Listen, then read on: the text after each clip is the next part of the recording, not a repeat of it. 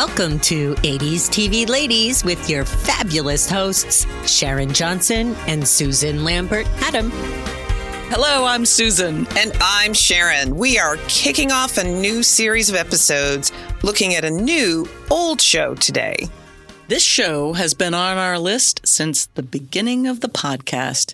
The sitcom A Different World broke ground and changed lives, created and celebrated stars. Just this month, many of the cast members have been touring the country, visiting HBCUs, having cast reunions across television shows like The View, and dancing at the White House with Press Secretary Karine Jean-Pierre and Vice President Kamala Harris. It's a different world indeed. That's right. The Different World was a spinoff of the hit sitcom The Cosby Show. It premiered on September 24th, 1987, and ran for 6 seasons until 1993. The show looked at the lives of the students of Hillman College, a fictional, historically black college. Season 1 centered on Dr. Cliff Huxtable's teen daughter, Denise Huxtable, played by Lisa Bonet, and her roommates, Jaleesa and Maggie, played by Dawn Lewis and Marissa Tomei. Bonet and Tomei left the show at the end of season 1. The incomparable director, producer, actress, choreographer, amazing woman Debbie Allen, a graduate herself of HBCU Howard University, was brought on to reimagine the show with a mix of old and new cast.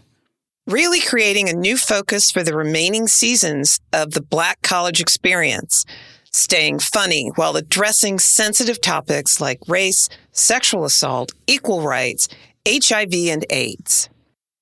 We can't wait to dive into this show, and I'm really excited to kick off this series with today's guest. Our very special guest is an amazing 2020s TV lady, a television writer, producer, and book writer. She has written for over 9 TV shows, including Cloak and Dagger and Shades of Blue. Niceole served as supervising producer for SWAT, co-executive producer for The Recruit, and is currently working on the NBC drama Found. She is also the co-writer with George Nolfi of the 2018 movie The Banker, starring Samuel L. Jackson, Nia Long, and Anthony Mackie. She has written an amazing book for aspiring TV writers called The Writer's Room Survival Guide. Welcome to 80s TV Ladies, Niceole Levy. Hi, thank y'all so much for having me. I am so excited to do this. I am so happy to have you on today. Here's the funny thing. I can't remember, other than Twitter, how we know each other. But I feel like I know you, or I met you. So I'm not sure, because I feel the same way. And I know that I think we have mutuals in common. But it's so funny because I was like, I just knew the show happened and I was like, oh, that's so cool. And I feel like I can't remember where. I feel like it might have been at a party somewhere that we might have met. Yeah. You know, well, I think we intersect Akela Cooper. Akela Cooper. That's it. That's it. That's it. Okay. There you That's go. it. Mystery solved. Mystery solved. She is killing it. She is. Oh my gosh. Out so there being excited amazing. for her. I know. So excited for her. And so deserved. Like she's been, like Yeah. you, working it really hard. Yes. So Yes. congrats to you. Thank you very much. All right. So you're in Atlanta now. I am in Atlanta right now. I'm shooting an episode of Found season 2, which I am very excited and happy to be a part of. Yeah. I haven't been on set since 2021 when I was shooting SWAT, because I had been doing shows that shot remotely and or in development since then. Where are you originally from? I am originally from a little town called Ridgecrest, California. It is between Lancaster and Bakersfield. And I ended up in the middle of nowhere because my father was a career Navy man. And there is China Lake Naval Weapons Center, or whatever variation of that name it is right now. It's changed a few times. And that was his final posting. And he and my mom were like, well, we can raise this kid in one place, because I'm the baby by a mile in my family. And I spent the next 15 years being like, why did you stay here? Why did you stay here? And it wasn't. I actually know someone who lives in Ridgecrest. Do you really? I am an Air Force brat, and Bonnie's sister Donna and I have been friends since we were 11. Our parents were stationed in Japan. And then Bonnie got married and somehow ended up in Ridgecrest. And she and her husband and her son have been living there ever since. And I think Donna's other sister, Judy, now lives there as well. Wow. And it really was actually a lovely place to be a little kid, because we would go out in the desert and play make-believe all day. And like, we used to literally make houses like outlined on the dirt with rocks. And then like, it would be our fancy, like heart-to-heart house or like whatever, you know, and, but it was rocks on the ground. So it's a lovely place to be a small child, because we had a lot of freedom, a lot of riding your bikes to each other's house, that kind of thing. It was a terrible place to be a teenager. How big a town was it? I mean, we had a couple hundred graduating seniors. Like, it wasn't tiny. It was a decent sized small town, but like, there was one movie theater. If you didn't want to see those 4 or 5 movies, too bad for you. So like, we were the essential Blockbuster kids, right? Like, go to Blockbuster Friday night, spend 2 hours picking out movies. Like, that was our jam. That was so fun, perusing the shelves. Yeah. It was the best. And like, making fun. We'd be like, who ever make this movie? And like, yes, the answer, by the way, was my brother. Okay. When you needed it, you were like, who would ever rent this? My brother rented it.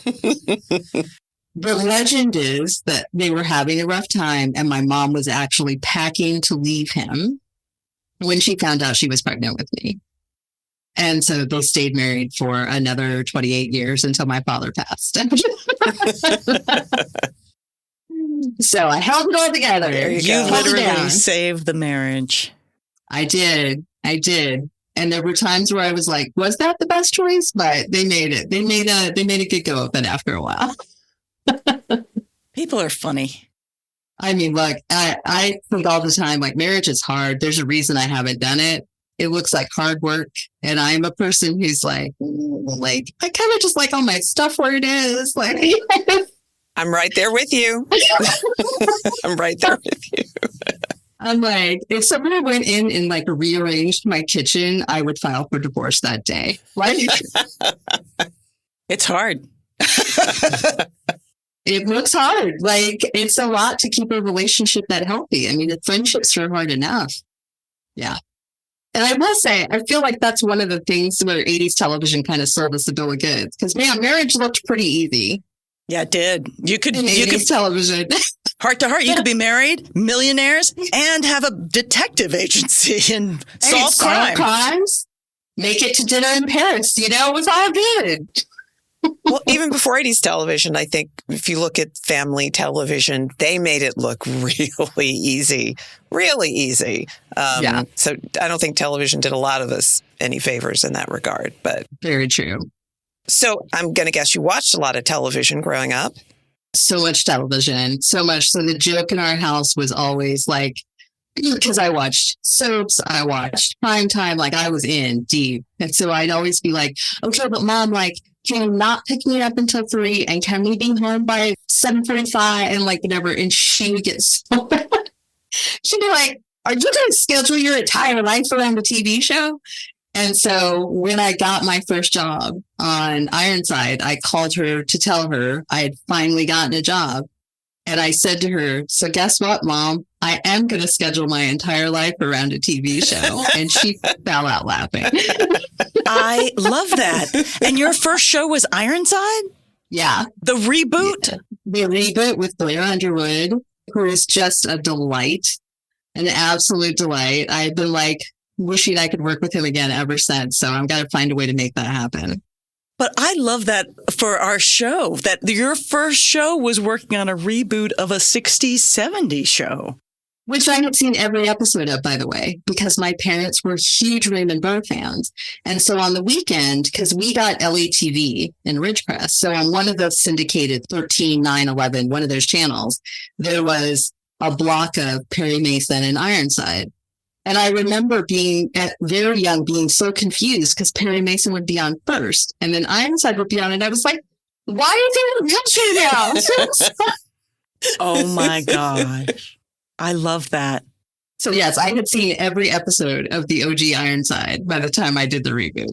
All right. And when you were brought in to try to get that job, did you start with that? Did you go, by the way, I've seen every episode of the Ironside? I did. I did. And Ken Sandell, who was our showrunner, was like, have you seen? I was like, no, really, my parents love this show. I have seen all of it. I'm so excited that the television watching gets you a job in television sometimes. Yes, as it should be. I'm sure it did not hurt. I'm sure it didn't hurt. Yeah, my parents were big, love television. So I watched like every rerun of Marcus Welby, every Perry Mason, Ironside, I Love Lucy, like Dick Van Dyke, all the classic great things, because they just always had the TV on and they liked to have me come in and watch with them. So what was your path in getting to that first job in television? So a lot of that TV watching, it just didn't occur to me that people wrote it. Like, I was so far removed from how the business worked. So I thought I was going to be an actress. And I wrote things, but I wrote things just to give myself something to play around acting, right? And in my senior year of high school, I took AP English. And shout out to Mike Phillips, if he ever were to hear this. It was my AP English teacher. And he, like when you do AP assignments, they put like a number at the top and it's like 1 through 4. And 4 is the best, right? And I kept getting 2s and 1s. And I was pissed because I'm very competitive about my grades. And it's like, and finally he was like, you're writing stuff you think I want you to write. Like, just write something from your heart. And so the next assignment was to write about a place that scared us. And I wrote about my mother's family. It's from New Orleans. And my great-grandmother, who was responsible for the spelling of my name, lived in this old house that had been a brothel before she bought it. And someone had been murdered in the attic. And so it had all this legend attached to it. But I always felt perfectly safe there because my great-grandma was such a badass. So I was like, nobody gonna mess with my great-grandma. Come on, Goose, because she'll take you out, right? And then she passed away. And the first time we went back after she died, the house terrified me. It was like I saw shadows around every corner or whatever. So I wrote about that feeling. And he handed back my paper with a 4 on the top of it. And it was like, do that. And I was like so excited that like I had done the thing he wanted. And so I started writing more, but I still didn't know that the path was going to change. And it was when I went to acting school. I went to the American Academy of Dramatic Arts. And we had to read all of these plays. I'm sure I'm exaggerating this now. In my mind, it was 100. It probably wasn't that many, but it felt like we had to read 100. And in the reading of the plays, I was realizing that like I loved the storytelling part more than the performing part. And so by the end of the year, I was pretty clear on the fact that like that was the path I should follow. And so then my parents were elated because they were like, thank God she's going to go to a real college and study a real thing. And I had to work my way through school because, my parents were very sort of average middle class, and USC tuition was like what? And so I started out in junior college at Pasadena City College. And I got a job as a police dispatcher in San Marino, which is right by Pasadena, and worked my way through school. Wow. And that was kind of how I got into the actual study of writing and did all that. P.S. for anybody out there, did not go to film school. You can have a perfectly great career and never go to film school. I was an English major at USC. So you were an English major? Yeah. Was this for a bachelor's, master? So for bachelor's in the English major, they had a creative writing track. Oh, good. So that was my bachelor's. And then they used to have, they no longer have it at USC, a master's called the Master of Professional Writing. And what was great about it was you had to do everything. And so I left that program and got a job in publishing immediately, in magazine publishing. And so what I feel lucky about is that my degrees actually helped me keep a roof over my head for the many, many years it took for me to break into television. So it turned out to be really helpful, but very expensive. I finally paid my student loans off a couple of years ago, and it was the happiest day of my life. Congratulations. Congratulations. That's huge. Yeah. I paid mine off, and it took a long time. Yeah. But I am very concerned about the people that have hundreds of thousands of dollars in debt from school. I literally I could not borrow enough money to go to USC now. Like my total student loan debt for 5 years between undergrad and grad school is probably 2 actual years at USC now. Yep. I don't know. I couldn't do it now, but I'm real glad I did it when I was like too excited to go to USC to realize the financial burden. That's what I felt. Well, you were smart to go to Pasadena first, Yeah. so you got a couple of years of a reasonable price. Yes. Yeah, that didn't occur to me. I got out to USC, and then I was like, I came to go to film school. Why am I taking English 101? Like, I could have stayed in Georgia for that. Yeah. I have some friends who 2 of their 3 kids are doctors. So you can only imagine the size of their student loan debt. But you've paid off yours. Yes. Woo! That really is amazing. I want to get to a different world. Did you watch this show in the 80s? I did. And what was fascinating, like I hadn't thought about it in so long, but I was talking with another friend about the fact that I was going to do this and I was rewatching the show. And what I remembered so clearly, even from the first episode, is it was the first time that the idea of an HBCU was even a thought to me of a thing I could do, because neither of my parents had done that. And it sort of wasn't like a thing that we talked about in our house. And again, my parents had both grown up in the South, but now we were all the way out in California.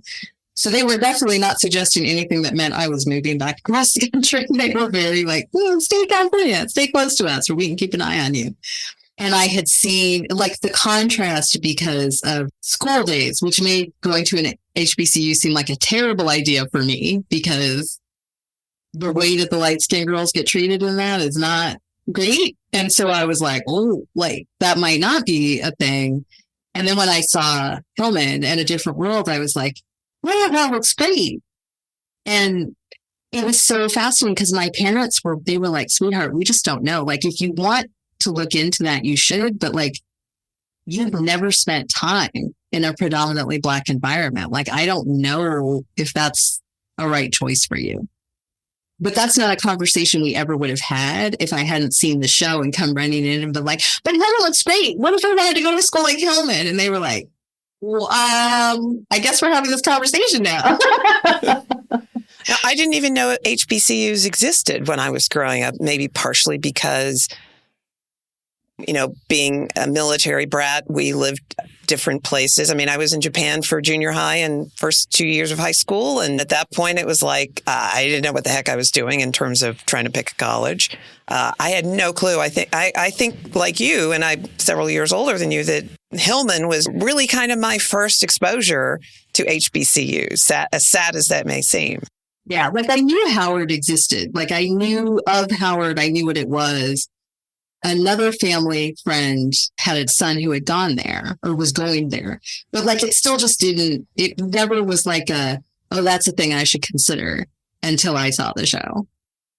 And it was like so eye-opening to me that like there was this whole other part of life in like Black culture that I just didn't know anything about. In large part because I had grown up in such a different space. So it was really fascinating to like watch that and sort of see, right, like there are a whole bunch of different kinds of people at the school, and it didn't have that connotation of any one sort of person was wrong. It was sort of like, no, like we're sending the message that like all of our Blackness is good, which I so appreciated. Yeah, not to mention the differences in the socioeconomic backgrounds of all of them as well. Yes. And Absolutely. The ages. Mm-hmm. Yes. Like I remember I definitely had not seen the first season in a really long time. And so I rewatched it and like, I forgot how big a reaction everybody had to Jaleesa being older and divorced. It was such a big deal. And I'm so used to being older than most of the people in my spaces in Hollywood. So it's like, damn, y'all, like, calm down. She's not 24. Like, It was very, very huge, reaction in that it's the first episode that they're just kind of can't stop talking about it and they're gossiping about her. Yeah. And I found that so fascinating. But I mean, at the time, like I probably would have had the same reaction, but like having now lived and been, the person who started my career later. So I'm older than most of the writers in my rooms. It's always a little interesting. But I had forgotten, by the way, that there was also ever another version of the theme song than the Aretha Franklin version. And there's a different one for season 6. It's the Boys to Men version. Yes. Which is also, is good. And like, as soon as I heard it, I remembered like loving it. But I completely forgot the season 1 version. Completely forgot it. Yeah. Aretha showed up and out the window it went. Well, it's hard to beat Aretha Franklin. It is. I do love that theme song was co-written by Don Lewis. I know, that's so cool. Like, and the fact that like they didn't know like that she had been cast and then had also gotten hired to co-write the song. It's hilarious. I didn't know that either. I didn't know that part. I didn't either. Yeah. Oh. Yeah. Like it was like, two separate arms completely. And so I was reading a thing where she talked about like, and then we're like, oh, wait, what? Like she's in the show. I love that. It's having a renaissance right now because of the tour to raise awareness and money for the historically Black colleges. A Different World is dancing at the White House, as you do. And, with our Vice President, Kamala Harris. Yeah. The road trip reunion special. Did you guys see that? It aired right after Sinbad had his stroke, but they did like on E. It was like a road trip reunion. And I think they talked about it there. And it was so funny because that when Jasmine Guy and Cree Summer stand up to do the step routine and like they still remember it, I was like, oh my God. Because that's one of my favorite episodes. And they were talking about it in the special, right? Is like, for Jasmine, who had this whole dance background, to have to sort of come at dance from this very stuck-up Whitley place, as opposed to the freedom of movement that she has. And then Cree Summer, who is very coordinated and very graceful, to have to constantly play these pratfalls. And so the dance part of that, and they were saying like, at a certain point, Debbie walked in and was like, can the child just learn the dance by the end? But it was hilarious because they were like, I think I still remember. And they get up on the stage and start doing it. And then they cut to the clip and you're like, oh my God, like I remember watching this for the first time. What I love about the show is they're just musical numbers and musical stars walking in. And as a person that loves musicals and loves theater people, I'm like, yes. Yeah, it was so big. Like, the parade of people, like the Gladys Knight thing where like Whitley and Delisa team up. It was so great. And then the Heavy D episode where Whitley's like smack talking hip hop to Heavy and he's just like, oh, really? And there's people that I had just forgotten ever were on the show when you're rewatching episodes.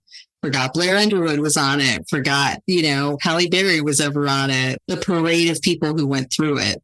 Yeah, that's been an ongoing theme in the shows that we've watched and during this podcast, and seeing so many people that we know so well now at the very beginnings of their careers. It's so much fun. And you're right. It just has just a murder's row of people who went through that show. Yeah. Which is great. So I was thinking, because I watched the finale, or what is the technical finale, right? The Whitley and Dwayne Leave finale yesterday. And it occurred to me, what an 80s Diane Carroll had, right? Between Dynasty and that, like, good on you, Diane. Like, she came back with, I am here. I have earned all the adulation. Adore me. Yes. And I kind of love that. I definitely feel like that has to be the Debbie Allen of it all, of like, come in, be a diva, let's go. And, there was so much room for women to come in and be superstars in this show. Both literally, because they were in the episode I think the one you were talking about is season 2, episode 5, 3 Girls 3, where they're competing to be the backup singer. And then they get the dream sequence where they sing with Gladys Knight. It's great. It's amazing. And you're like, okay, it was really a lot of just beautiful moments.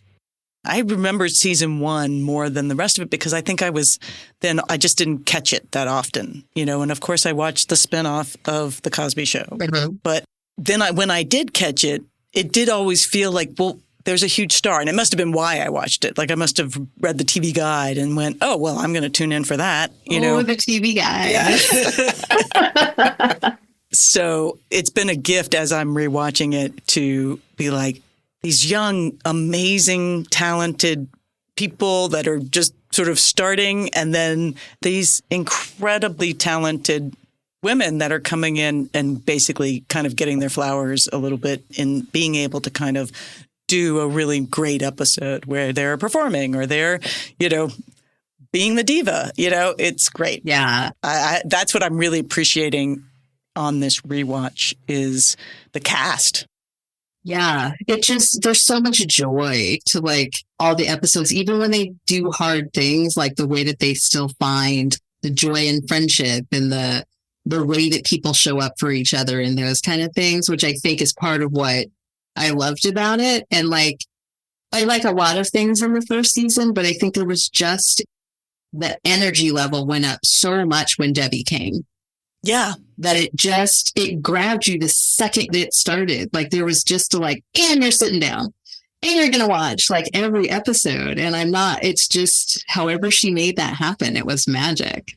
And the college feels like more people are there. I mean, every frame is filled. It's really interesting, particularly that second season, because it's so, it's so different look-wise from the first season, even though the sets are all the same, for the most part. And yet it really does have an energy of excitement and an energy of camaraderie. And it's just filled with people. Yeah. Like all the time, which is really neat. Yeah. Like I wanted to go to the pit so bad. Yeah. Like it just seemed like the most fun place on earth. Like everyone was always there. Everything was always happening there. Like breakups and makeups and all the things were happening at the pit. Let's take a quick break. We'll be right back. And we're back. I was trying to figure out how they shot it. It feels very... You have a feeling it has a different feel or a different look than other three kind of sitcoms? That time period, oh, it looks much different than The Cosby Show. It looks much different than what I would call a traditional sitcom.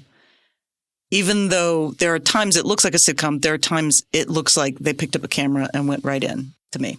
Yeah, I mean, I think that's some of that energy feeling, right? Of just everybody's young and in movement constantly, and somehow they were able to capture that. Yeah, and there's a lot more locations because, I was like, now they're in a basketball.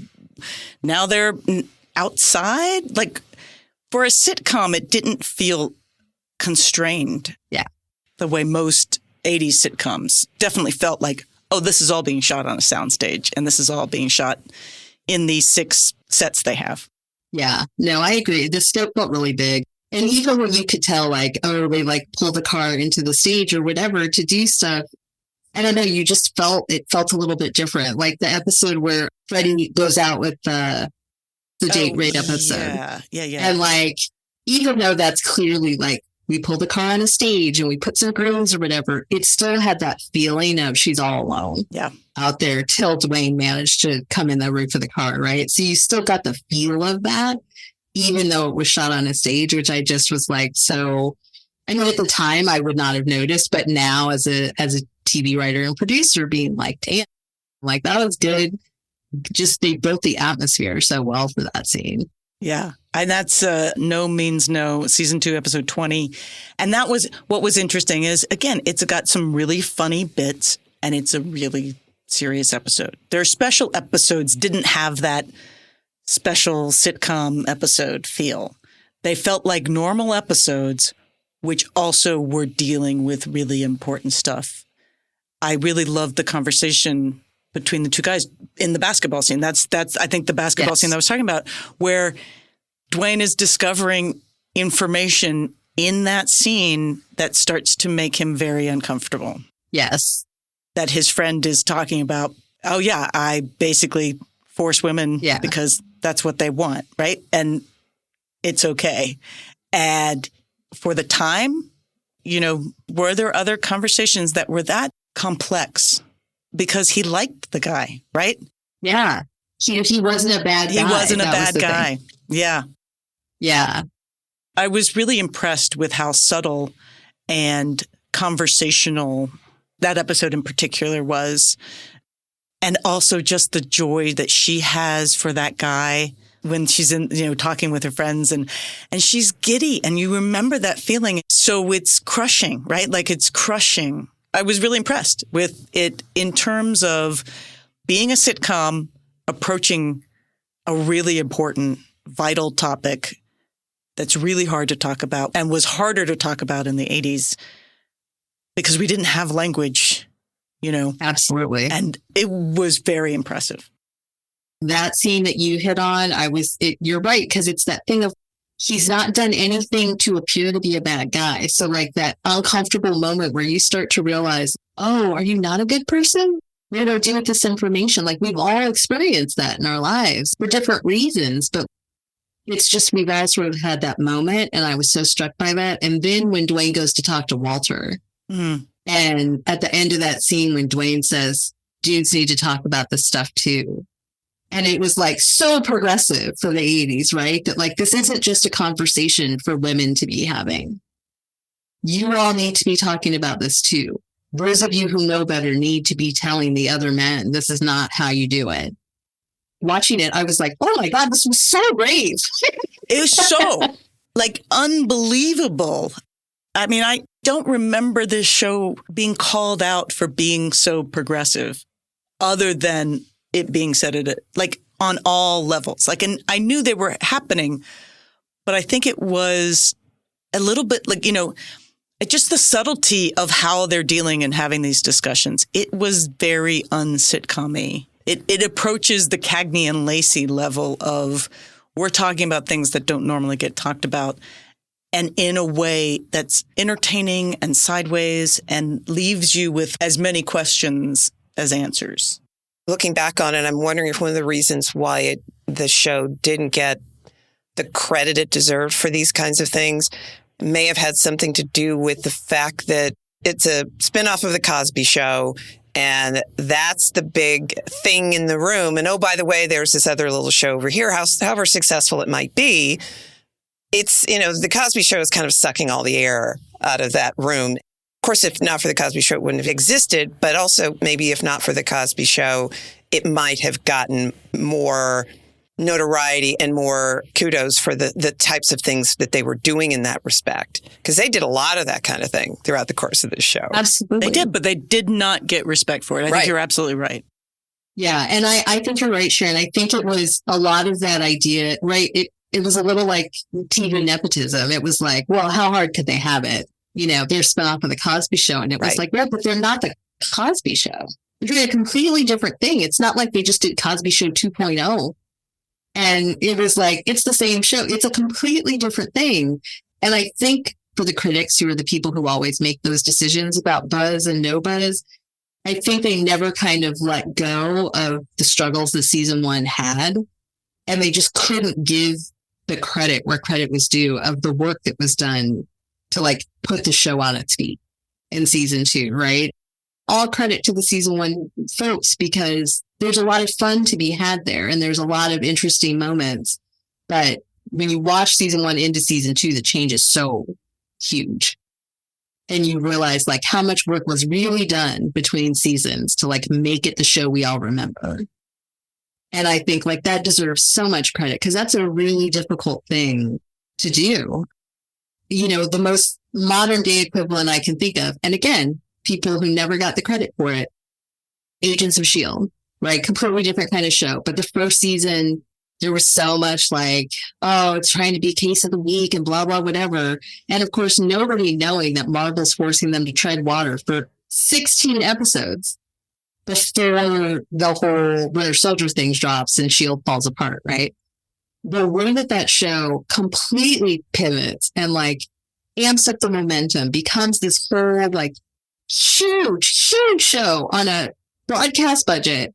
They never get enough credit for that. And I think it's so hard for people to let go of the harder parts for most shows. I think the only show I've ever seen people really let go of those rocky early moments is 30 Rock. And I would say maybe Parks and Rec too. I don't watch either of those. Parks and Rec probably too. Yeah. And The Office. Seinfeld. Some shows get that opportunity to figure things out And then once it's figured out, get to move forward in whatever manner the show is. But what's interesting, I think, about A Different World, as you were just saying, is there's a conscious reset, right? These other shows, it's the same team shifting and figuring out the show. And that seems to be a half-hour comedy path, is we have a general idea, we have some cool characters, but we really don't know where to take them until the end of season 1. And then by season 2, where everybody's just cooking with gas, which apparently you shouldn't do anymore. But this show had to kind of reboot itself, right? With the loss of Lisa Bonet, with the loss of Marissa Tomei, Bonet and Tomei, I realized rhyme when I was setting up. I was like, I had never realized that before. So Bonet and Tomei left.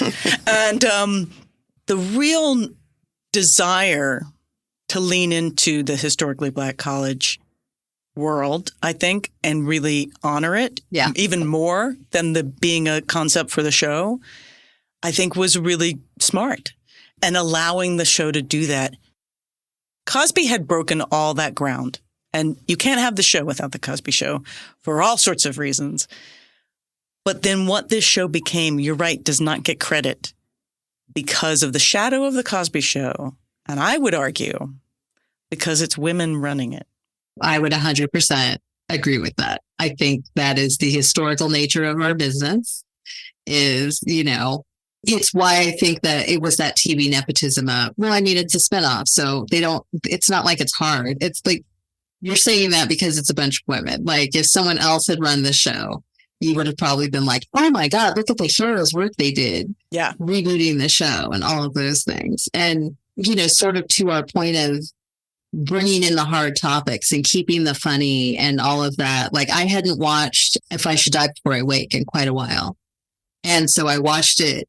And I mean, it brought me to tears because it took me right back to what it felt like to watch people with HIV and AIDS treated like monsters and how infuriating it was to be young and watching that and being like, nobody has control over it. Nobody's choosing to get sick. Like, what is wrong with you people? That you're treating people like they don't deserve to be hugged anymore and they don't deserve to be loved anymore because they're sick. And the way that they were able to do that, I mean, there is a part of me, I'm not saying, obviously I'm friends with a great many male writers. I have like all of those things, but like the touch that was required to do that, there was such a nurturing undertone of that. Right. Debbie being in a world, right, coming from dance where lots of people were suffering and being lost from this illness and being able to like infuse that to put it out into the world, right, was just so monumental and so valuable. And knowing that we still need messages like that in the world, like watching that was just such a reminder to me, right? You think about the political climate right now. Can we just remember that everybody is a human being? Like, can we stop with the othering and sectioning people off? And like, I think that's part of why it hit me so powerfully again, not just the memory, but like, it's still so necessary. Yeah. And I think so much of this show, like showing the differences in young people, right? Showing the, Kim having the pregnancy scare versus Whitley wanting to wait longer to ever have sex, all those things. It's like, we start to think of people as a monolith. And it's such a great reminder that there's all different kinds of people in the world because you see them all at this school. It makes me think about the fact that this kind of storytelling, the kinds of topics that were touched on, not just in A Different World, but in a lot of shows in the 80s, we don't really see anymore. We don't see that kind of thing talked about in the context of the characters and people's life experiences. And I really kind of miss that. I wish there was more of that because I think it helped make a lot of difference, in my opinion, in the AIDS crisis. It helped to help people go, okay, whatever I've been hearing and how scary this is, and not to minimize it, but maybe there's a better way, different way to think about this, to deal with this. I think there is such an absence of that in some of our shows, and I really miss it. Thinking about, I think the most recent version of that I can think about is how people talked about how Modern Family helped so many people get over the hump with gay marriage, right? It was like, oh, we love them. So I guess it doesn't look that different and it's all fine. And like people were able to kind of take their blinders off a little bit. And look, procedural television has bought me a house. I'm grateful for it. I've done a lot of stories I cared about in the procedural space, but it does feel like there's a little fear now of talking about real things in too real a way. Yeah. It makes me sad. Like, I'm like, I want Hill Street Blues again. I want, Homicide. Like, I want those things that talk about life in a way that isn't cops are perfect or cops are all terrible. It's like, we should talk about human beings doing a really difficult job. Mm-hmm. Right. And in the sitcom world, again, it's like trying to make space for, not everybody looks the same. Not everybody comes from the same place. And my friend Debbie Wolf is doing the Lopez versus Lopez show right now. And I'm just so proud of her because it's like, at least it's someone different, right? On television. It's a different kind of family than we've seen in quite a while. And different economic situation, different everything. And it's like, thank God. Well, and I know that 80s television and the people making it felt a need to talk about this stuff because there wasn't the internet. There was newspaper articles, but television kind of often would break ground on this stuff. And this is doing that same thing. To your point, I remembered there was a quote that I had pulled that was from a People magazine article quoting Don Lewis, who starred as Jaleesa. When a different world comes along, you're adding people of color, various shades of brown, and financial elevation, social awareness, or unawareness. We painted a palette where there was someone for everyone. So anything we did, anything that our characters did to raise awareness or elevate the various facets of who we are in this fabric of this country and in our culture, I think that's what still resonates today because we're all striving to be our best selves. It's amazing. The facet of the historically Black college experience. And as a white person and a white woman, it opened up a world to me. It also was like, well, that looks amazing. But I was from Georgia. I grew up in Decatur, Georgia. Morehouse College is there. Spelman College is there. I knew they were there. I didn't know they were historically Black colleges and universities. So I didn't know what they meant until this show. And I didn't know what they meant to the culture until this show. And that was and has been still a real revelation because it's not what was being put on television then, and it's not as much being put on television now. Documentaries, yes. Internet, yes. There's a way to find all this information, but it's not as sort of beautifully stitched into a story, which I find is such a great way to learn and to absorb information because it doesn't feel like you're learning. Absolutely. I mean, when you think about, firstly, all credit to Jasmine for the performance, and then also the way the writers wrote around Whitley, right? That like, there's so many shows in which Whitley's just the bad guy, where she's just the rich spoiled girl, and she's always looking down on people, and like, yeah, she's pretty, and yeah, she's hot, but wait, like, she's kind of a bitch. And the fact that Whitley was always an actual person, even when she was doing all those things, like even in, because I think the surprise birthday party is like before Debbie got there, right? Where she thinks everyone forgot her birthday. Mm-hmm. But even that, we've all been the person who was like, everyone forgot it's my birthday. Nobody remembered it's my birthday and how crushing that is. And to like watch Whitley, who has everything, go through that moment, right? And I just, rewatching it like really jumped out to me as a writer now, like how they wrote the other characters' reactions to her in a way that was not basically like, oh, Whitley's such an asshole. It was like, we love her. Let's be patient. Let's help her get to the thing, which is such a big difference in how you write the characters around her.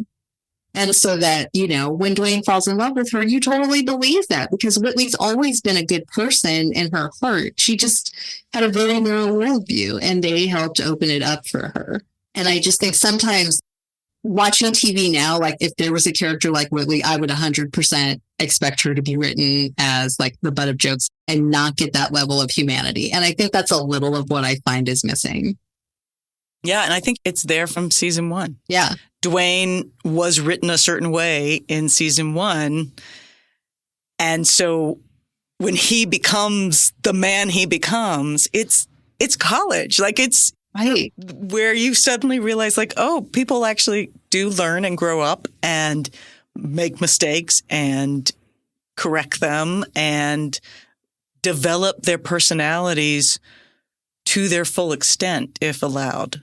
Yeah. So I will admit, it's so funny. Like at the rewatching, I remember that for the last season, I think I would watch and like really watch for the characters who had been there all along and kind of tune out a little bit on the younger characters because I was hitting this stage where I was tired of younger characters in shows where the young people were always the smartest person in the room. And I was like, whatever. But I thought it was so lovely to watch the effect that our original characters had on those younger characters, because that's what happens, right? You grow up and then you're the person the next generation wants to be. Looking back, I'm like, oh no, I like that.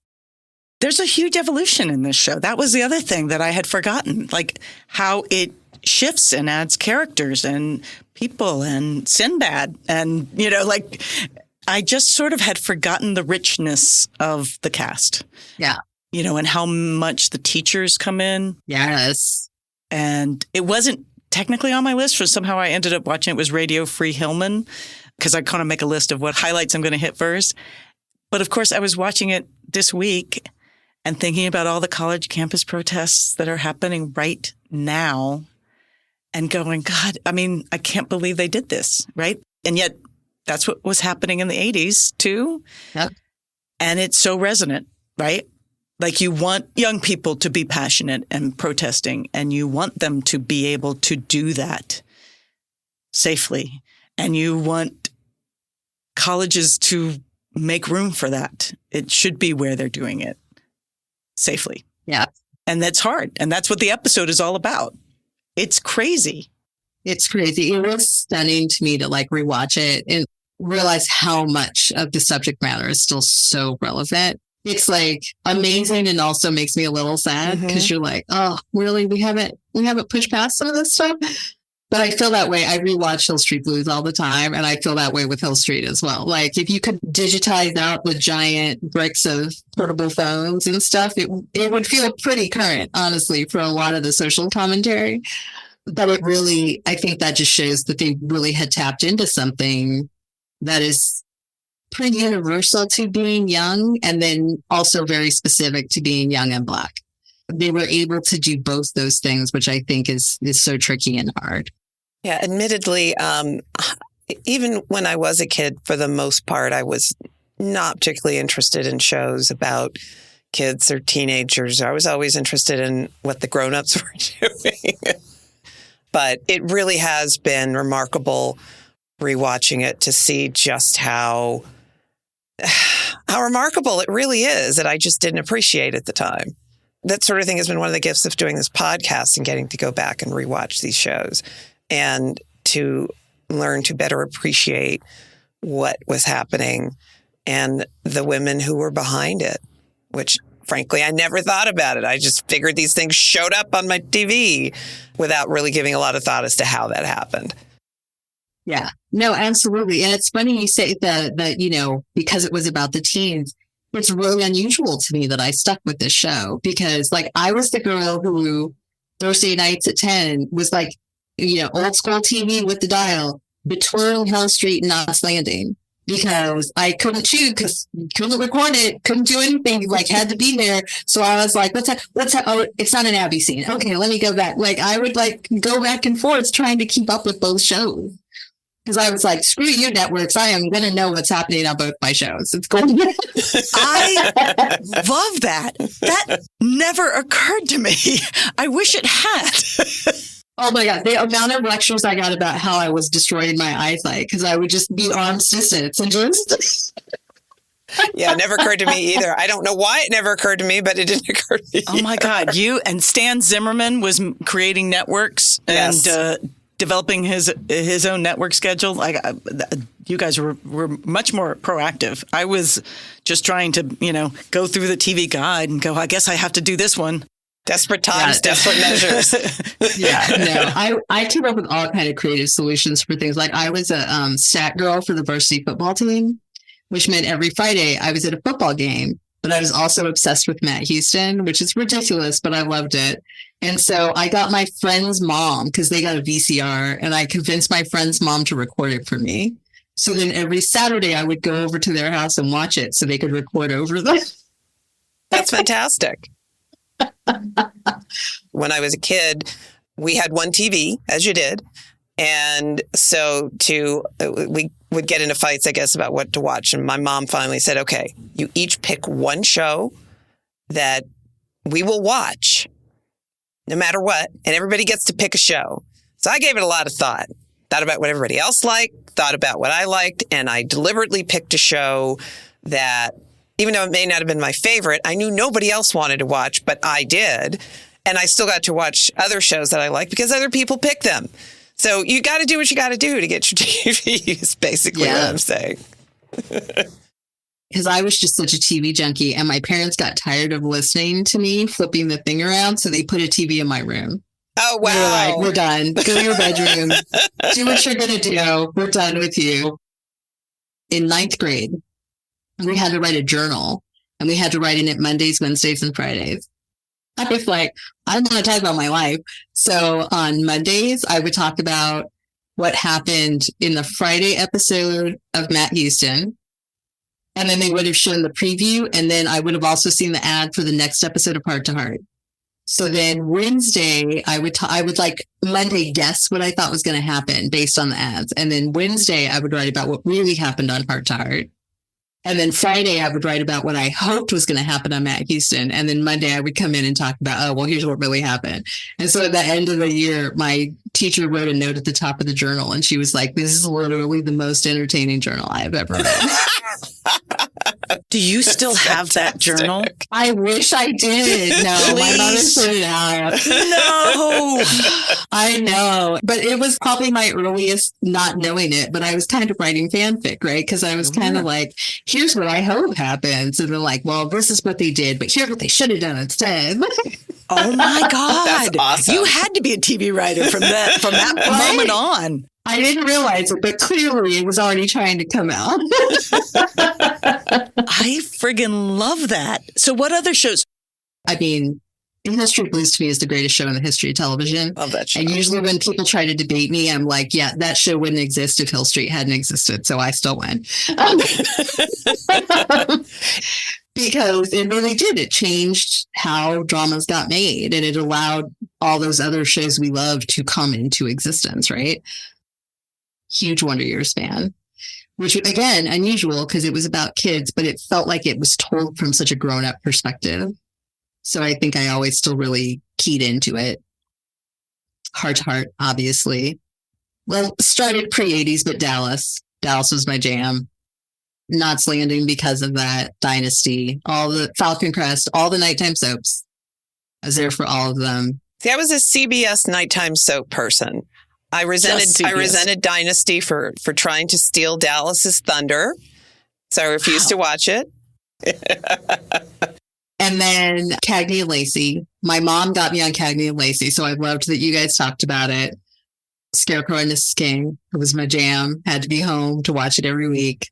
And then probably in the, starting to get more grown up, like Miami Vice felt like a game changer to me because I just didn't know a show could look like that and feel like that. Like it was so atmospheric and so also you could never make that pilot now. Like, I don't know how long it's been since you watched the Miami Vice pilot. We are not even in a scene together in the first hour. Really?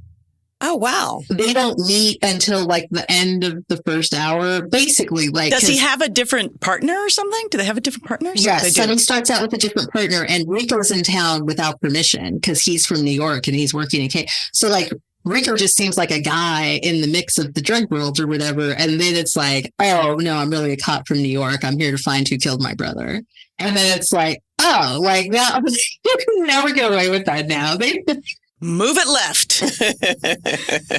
Yeah. I had been keeping a list of all the TV shows I had ever watched in my lifetime. And the rule for the list was I had to have gotten through at least one complete episode for it to be on the list. If I got mad during the pilot and turned it off, it didn't count. Admittedly, there were shows on there that I would not have watched by choice, but I used to do closed captioning for television. So did I. And so I still watched them. They still counted. Did you really? I did. I worked for a company in the 90s called Captions Inc. Oh, yes. I remember the name. Yeah, I worked for Vitag. Yes, I remember the name as well. Anyway. You guys could have met. We could have, I know. And so I was getting close to 1,000. So Amanda Green, who's one of my dear friends that I met on that show, was like, you have to write about what you've learned from watching 1,000 TV shows. And so I did. So much of my taste buds came from watching, right? I know I don't like a show where people die every week. If it's like, who dies this week, I'm out. Because I love TV because I get to build a relationship with the characters. If you're going to kill somebody, it better count. And I realized like a lot of that's from the shows I watched growing up and how much of an impact it would have, right? Because they used to be so skittish about killing people off on shows. And like the impact it has, like when it happens, that you're just, so it should really matter. And I think that's one of my biggest takeaways from being a fan of TV. So I'm very appreciative to all of those writers that I watched growing up who were like, make it count. If you're going to do it, make it count. And you also have written a book. I did. I wrote The Writer's Room Survival Guide. A little against my will at first. Carol Kirshner, who was an amazing human being who administers the CBS Writers Mentorship Program, which is now the Paramount program, and does showrunner training at the Writers Guild, was sort of one of the first people to believe in me as a TV writer. And thus, I adore her. And she was like, I really think somebody should write a book like this. And I was like, someone should. That's a great idea. And like the fourth time, she was like, Niceole, I'm trying to tell you to write the book. I was like, I don't want to write a book.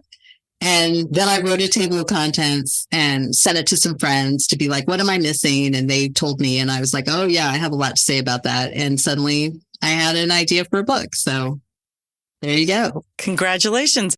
Don't screw up the lunch order. And other keys to a happy writer's room. Several people have been, isn't that more about the writer's assistant? And I was like, no, it's the person in the writer's room who makes lunch difficult. If you're in the writer's room and it's like, I don't want to disparage a restaurant, but restaurant X, which I hate, I am not going to throw a fit because we're going there. I'm going to just go to the commissary and grab my own lunch. But the people who were like, we don't want that. Or if you're going to go there, can you also stop at this other place that's like 2 blocks away and do whatever? I was like, no, unless you are the showrunner, you either say thank you for my lunch or you take care of yourself. You do not run the PA crazy. So I got my whole start in procedurals. And I think a lot of that was I grew up in a house where my parents loved cop shows, right? My parents were also responsible for my Dallas addiction. They were responsible for China Beach. China Beach. Yeah. There were definitely some shows that my parents got me into that were not the traditional like cop shows, but like Hill Street was my parents' fault. Homicide, I think I found on my own, but like, you know, Policewoman and McMillan and what, like all of those shows. And I had always enjoyed them. And so definitely a lot of my early work was doing specs of whatever the modern day equivalent of those shows were and like really honing that and trying to find my way in. The first spec I ever wrote was for the X-Files. And it's dreadful, but it taught me a lot. So it was, right, like you have to learn the stuff to get better because it sounds great. And then you sit down and do it and you're like, oh, this is hard. Yes. It's hard work to write an hour of television. It doesn't just magically come out of you. But so I did a lot of that procedural work. This show where I willed myself to the place. I had always loved genre on top of my procedurals.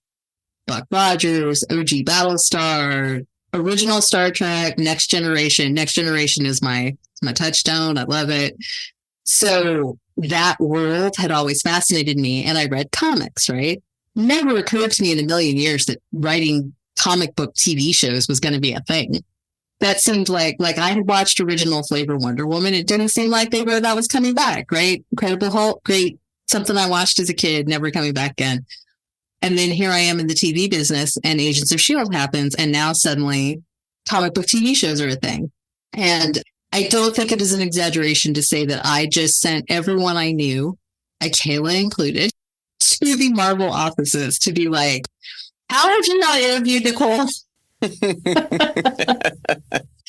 So that by the time I got a meeting at Marvel, I walked in the door and they were like, so I hear you watch everything. And I was like, I do. Which show would you like to talk about first?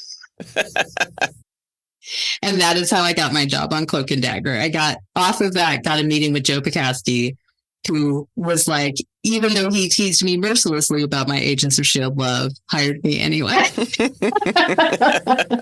I'm so glad you brought up Cloak and Dagger because I'm a big fan of Cloak and Dagger. I love Olivia Holt. I think I love her as an actress. And I know Joe Pikowski. So I was like watching that show sort of from I wish there was more of that show. So I understand. Believe me, I really thought we were going to get to go back for season 3 and we were pretty hopeful until they killed us. But it was just an absolute dream come true. There's always that fear that you're going to get to do the thing you always dreamt of doing and it's not going to be great. But it was, Joe runs such a good room and the writers were great. The cast was great. It was just such a terrific job. And I would still be there. Can you tell us a little bit about your show now that you're working on? Sure. So Found, for those of you who have not seen it, stars the amazing Charnele Hampton as a woman who, when she was in high school, was kidnapped by her teacher and held prisoner for a year. And he kidnapped a second child and she was like, no, and escaped and saved herself and the other child. He got away. He has now been at large for 20 some odd years.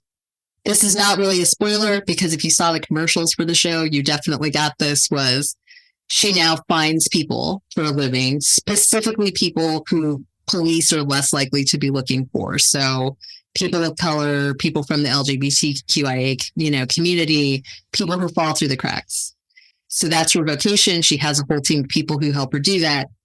She also has her kidnapper locked in her basement. She tracked him down and is now holding him prisoner, forcing him to help her find other bad guys.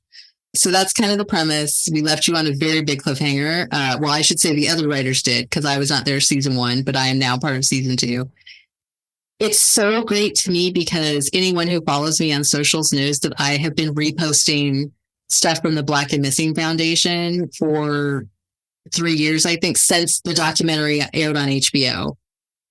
When people who are Black and brown go missing, they don't get the media attention that a lot of other folks do. And so to get to make television that talks about something that matters to me that much is pretty exceptional. You get to do some really fun work in this business. It's not often that you get to also talk about something that you're that passionate about when you haven't been able to create the show. So it's pretty wonderful to be in KH's universe and working on this show. And it stars Mark Paul Gosselaar, who used to be in Saved by the Bell, plays our villain, sir. So if you're an old Saved by the Bell fan and you want to see him in a different light, he is our kidnapper, and he's wonderful. And it's very strange because he's such a lovely human and he plays such a bad guy. It's a pretty intriguing concept. I don't think I've heard of anything quite like that before. So definitely kudos to whoever thought that up. Yes, that was the goddess in KJ Carroll, who also runs All American and All American Homecoming. So basically doesn't sleep because she has 3 shows on broadcast television. Oh my gosh. But she is an amazing human and just like us, grew up loving television, grew up watching all these shows, and now creates them and hires people like me to write them, which is an awesome thing. Well, we clearly could talk forever. Oh, gosh, yes. But apparently we have to stop sometime. I love those 80s ladies, and they're having a blast, and they're wonderful on, I follow Susan Sullivan, and she's always posting really like good morning and be positive and everything love in the world. Yes. I am stalking some of them, hoping that Someday they'll follow me back and I can DM them. Go, please come on our show. So if you ever get Susan Sullivan to come on and talk about Falcon Crest, you have to let me at least just come listen. Okay. You got it.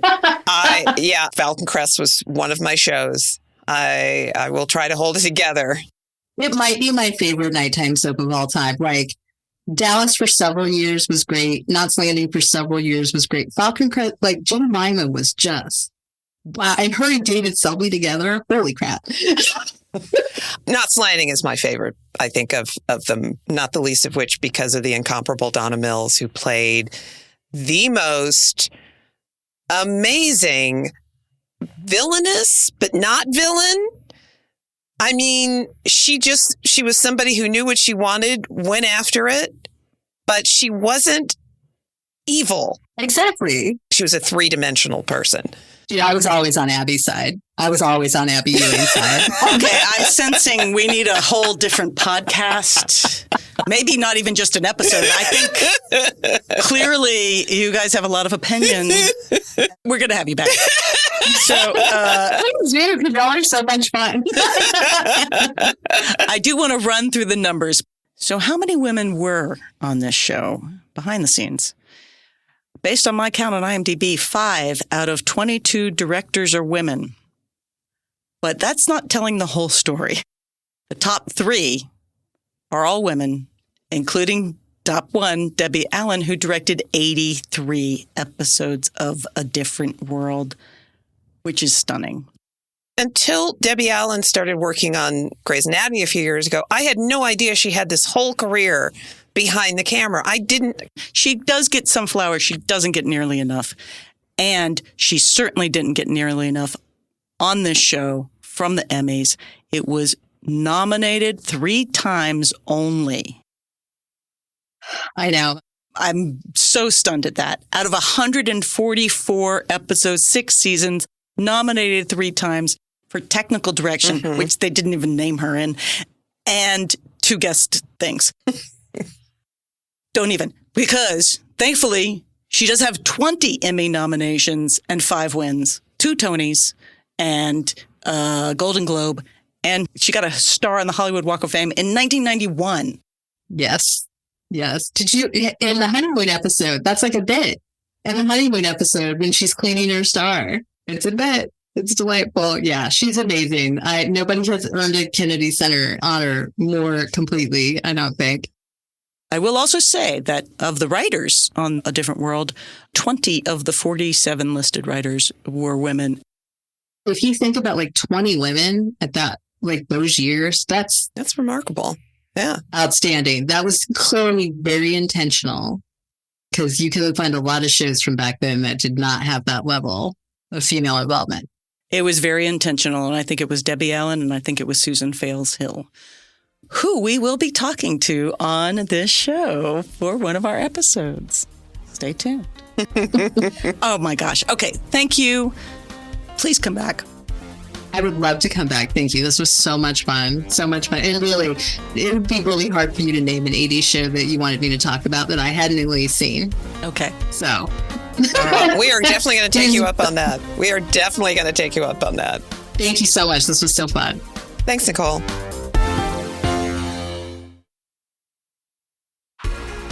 In today's audiography, find A Different World streaming on Max. And you can learn more about Niceole Levy at NiceoleLevy.com. NiceoleLevy.com. There'll also be a link in our description. On that site, you can find her article, What I Learned Watching 1,000 Television Shows, and we'll have a link that will take you directly there. And of course, the book today is The Writer's Room Survival Guide. Don't Screw Up the Lunch Order and Other Keys to a Happy Writer's Room by Niceole Levy. We hope 80s TV Ladies brings you joy and laughter and lots of fabulous old and new shows to watch, all of which will lead us forward toward being amazing ladies of the 21st century. It's a different world.